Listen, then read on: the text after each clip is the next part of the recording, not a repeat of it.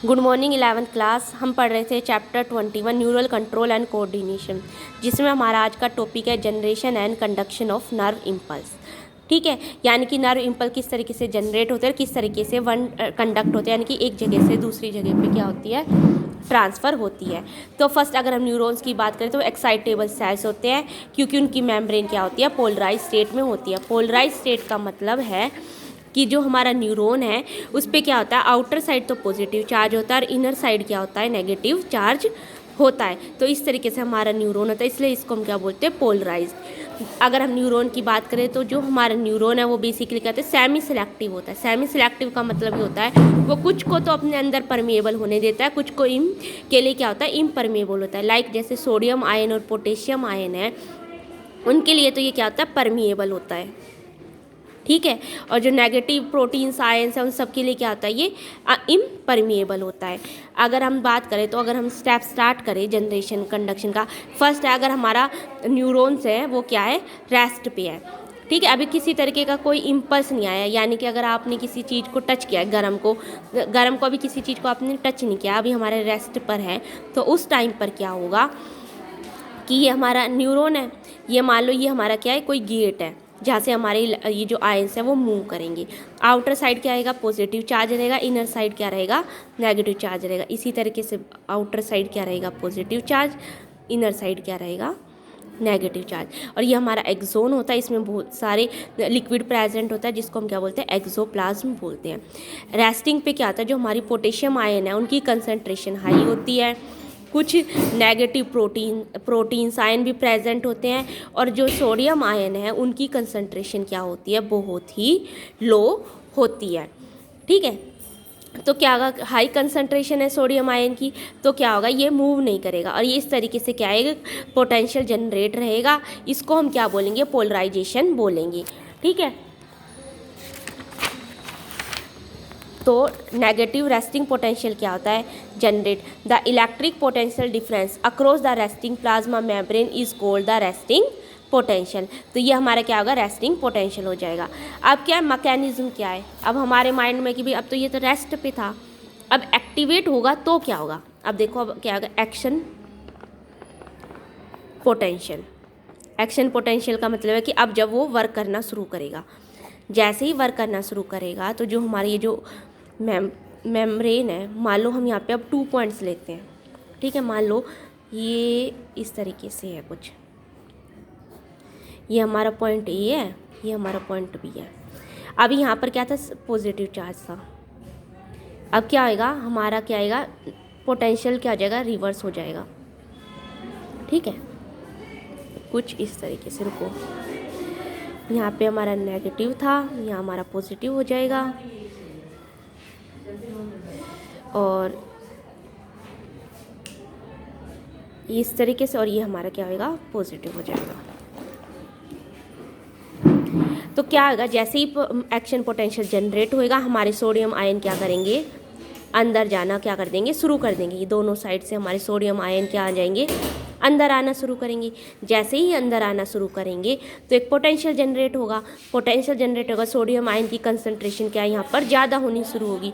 जैसे ही sodium ion की concentration ज़्यादा होगी तो क्या चार्ज है, अब हमारे ये जो आयन है ये क्या हो जाएंगे, डीपोलराइज हो जाएंगे। डीपोलराइज का मतलब क्या है कि पहले यहाँ पॉजिटिव चार्ज था, अब यहाँ पे नेगेटिव आ गया, बाहर की साइड नेगेटिव आ गया, अंदर की साइड क्या हो गया, पॉजिटिव हो गया। अब ये क्या हो गया, डीपोलराइज। जैसे ही डीपोलराइज हुए तो करंट क्या होएगा, फ्लो करना शुरू करेगा।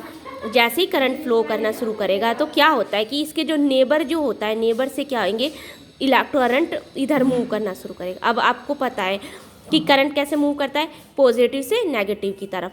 तो यहाँ अंदर की साइड तो ऐसे मूव करेगा, ठीक है, और बाहर की साइड कैसे मूव करेगा, इस तरीके से मूव करेगा अपोजिट डायरेक्शन में। तो क्या होगा, अब ये इधर मूव करा तो अब क्या होगा, ये नेगेटिव हो जाएगा और ये क्या हो जाएगा, हमारा पॉजिटिव हो जाएगा। अब फिर ये इस तरीके से इधर मूव करेगा, इस तरीके से ये क्या करेंगे, इधर मूव करना शुरू करेगा। इस तरीके से हमारा इम्पल्स काम करेगा, सर्किट जनरेट हो जाएगा। पर ये जो हमारा जो सोडियम आयन का डिफ्यूज़न होता है ये सिर्फ थोड़ी देर के लिए होता है। फिर क्या होता है, फिर से पोटेशियम आयन की कंसंट्रेशन इंक्रीज़ हो जानी शुरू हो जाती है, और जिसकी वजह से क्या होता है, फिर से पोटेंशियल क्या होता है, जनरेट, हमारा ये रेस्टिंग पोटेंशियल जनरेट हो जाता है, और फिर से न्यू स्टिमुलस के लिए जो हमारा नर्व इम्पल्स है वो क्या हो जाते हैं, तैयार हो जाते हैं।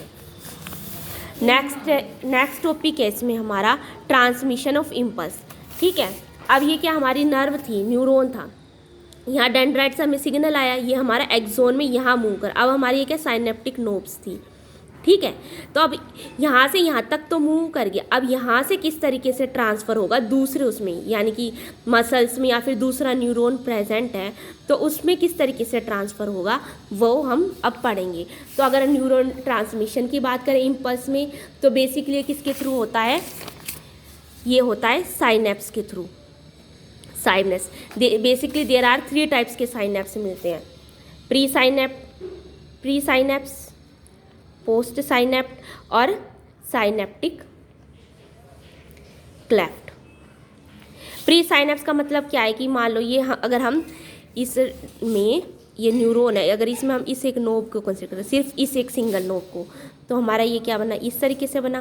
प्री का मतलब क्या है, जहाँ से सिग्नल आ रहा है, तो ये हमारी हो गई प्री। ठीक है, ये मान लो ये हमारी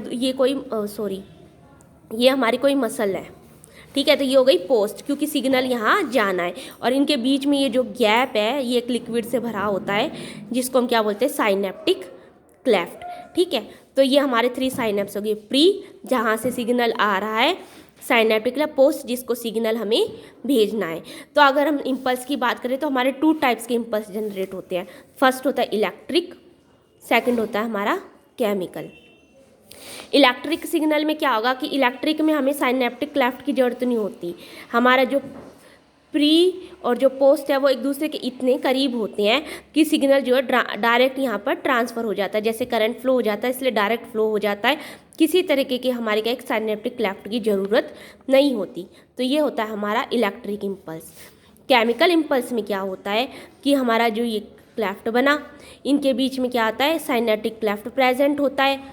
ठीक है, साइनेप्टिक ये साइनेप्टिक क्लेफ्ट, और यहाँ पे मान लो ये हमारी दूसरा पोस्ट साइनेप्टिक है। तो जो हमारे जो सिग्नल आया, तो यहाँ पर हमारे जो प्री साइनेप्टिक है इसमें बहुत सारे वेसिकल्स होते हैं, इनमें क्या प्रेजेंट होते हैं, न्यूरो ट्रांसमीटर्स। क्या प्रेजेंट होते हैं, न्यूरो ट्रांसमीटर्स। ये न्यूरो ट्रांसमीटर क्या करते हैं, जैसे ही करंट आया ये यहाँ से यहाँ मेम्ब्रेन को टच करता है, उसके बाद यहाँ हमारे जो साइनेप्टिक क्लेफ्ट है इसमें क्या हो जाते हैं, रिलीज़ हो जाते हैं। जैसे ही साइनेप्टिक क्लेफ्ट में रिलीज़ होंगे तो यहाँ पर क्या हमारे जो पोस्ट साइनेप्टिक क्लेफ्ट है यहाँ पर क्या प्रेजेंट होते हैं, रिसेप्टर्स प्रेजेंट होते हैं अपने स्पेसिफिक। ठीक है, ये न्यूरो ट्रांसमीटर जाके यहाँ पर बाइंड कर जाएंगे। जैसे ही ये यहाँ पर बाइंड करेंगे हमारी ये जो मेम्ब्रेन है ये आयन के लिए परमेएबल हो जाएगी, आयन चैनल्स के लिए परमेएबल होगी। जैसे ही परमेएबल होगी हमारा इम्पल्स क्या हो जाएगा, यहाँ पर ट्रांसफ़र हो जाएगा।